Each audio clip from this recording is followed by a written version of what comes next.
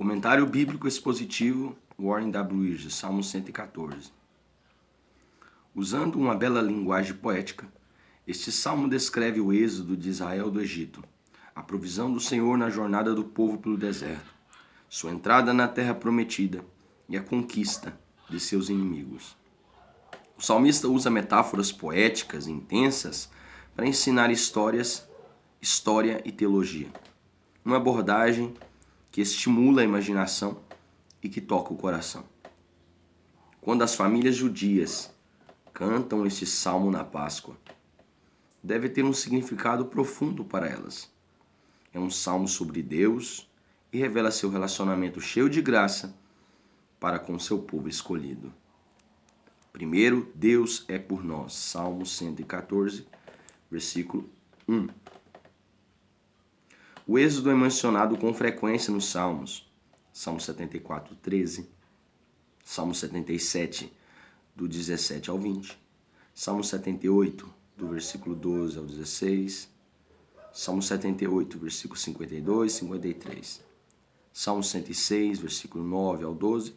Salmo 136, versículo 10 ao 15. Pois o livramento de Israel do Egito marcava seu nascimento como nação. O povo estava livre para servir a Deus e realizar as tarefas importantes das quais ele os havia incumbido: dar testemunho do verdadeiro Deus vivo, registrar as Escrituras e trazer ao mundo o Salvador. Em termos de geografia bíblica, o Egito representa o mundo e a escravidão dos pecadores sob o jugo das forças do mal.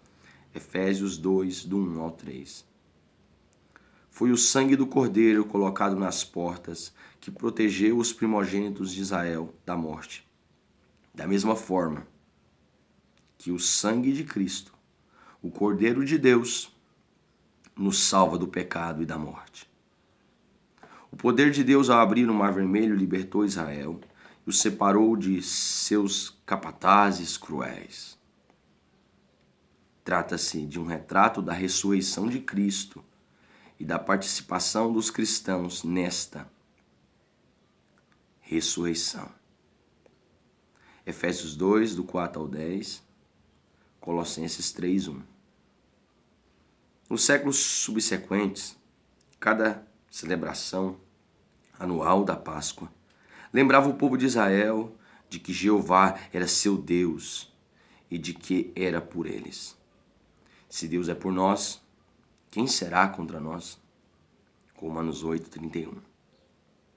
O profeta Isaías considerou o livramento dos exilados judeus do cativeiro na Babilônia como um segundo êxodo. Isaías 43, do 14 ao 21. Que grande estímulo para o remanescente judeu saber que o Deus Jeová era por eles. Segundo, Deus está conosco. Salmo 114, 2a. O Senhor não apenas separou o povo de Israel do Egito, como também o separou para si. Eram seu povo, seu tesouro e sua herança. As designações Judá e Israel referem-se à nação como um todo e não aos dois reinos que se formaram depois da morte de Salomão.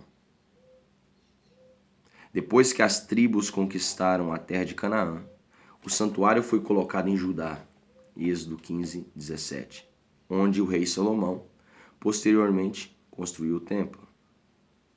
As nações ao redor de Israel tinham seus templos, mas eram vazios. A presença gloriosa de Deus habitou no tabernáculo, Êxodo capítulo 40, e, mais tarde, no templo, 1 Reis 8, do 1 ao 11.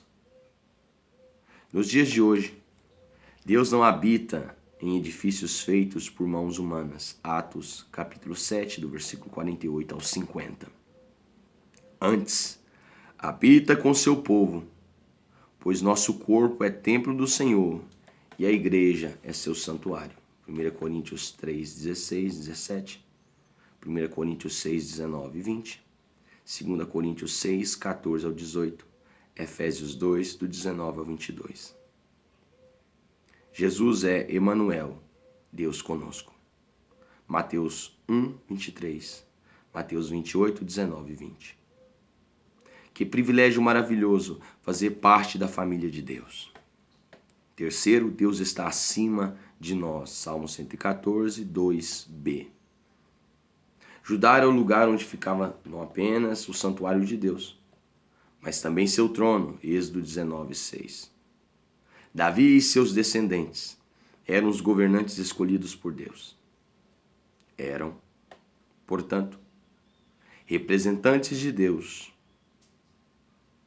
e deveriam obedecer à sua lei. Deus fez uma aliança com Davi, na qual lhe prometeu um trono eterno e um herdeiro que ocuparia esse trono para sempre. 2 Samuel 7.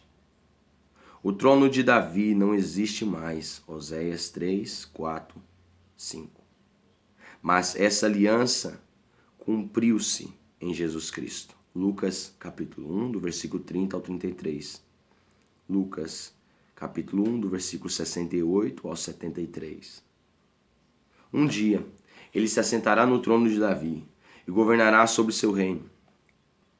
Se o povo de Israel tivesse obedecido ao Senhor e permitido que Deus exercesse domínio sobre ele, teria sido um testemunho extraordinário para as nações gentias ao seu redor.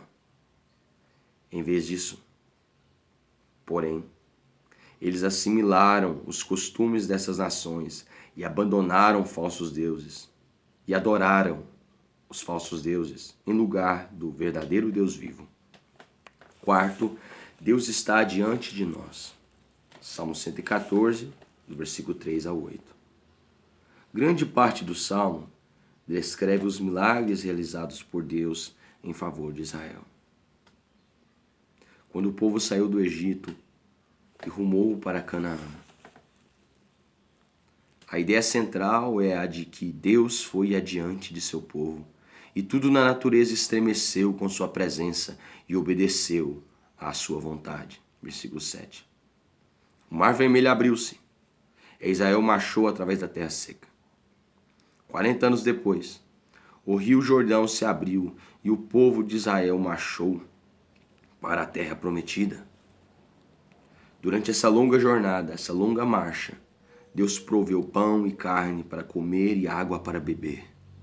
No versículo 8, dois termos hebraicos diferentes são usados para rocha. O primeiro se refere a Êxodo 17, do 1 ao 7, e o segundo, seixo, a Números 20, do 1 ao 13. Um no começo da jornada e outro próximo do fim.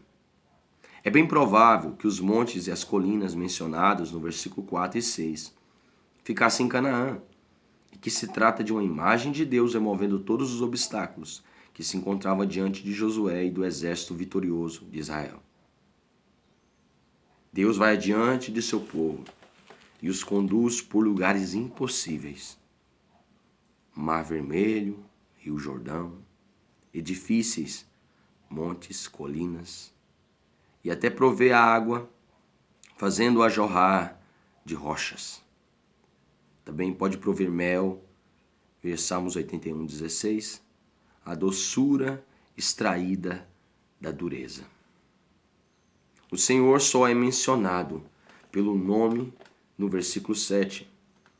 E, em seguida, o salmista convoca o mundo todo para estremecer diante da presença do Senhor.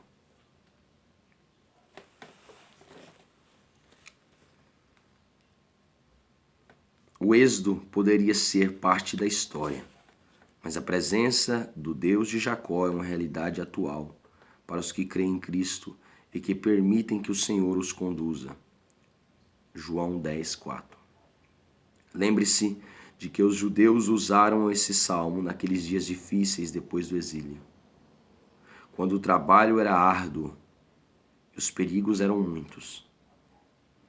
A imagem vívida de Deus indo adiante de seu povo ajudou-os a crescer na fé e a confiar que o Senhor supriria todas as suas necessidades e também pode nos ajudar nos dias de hoje.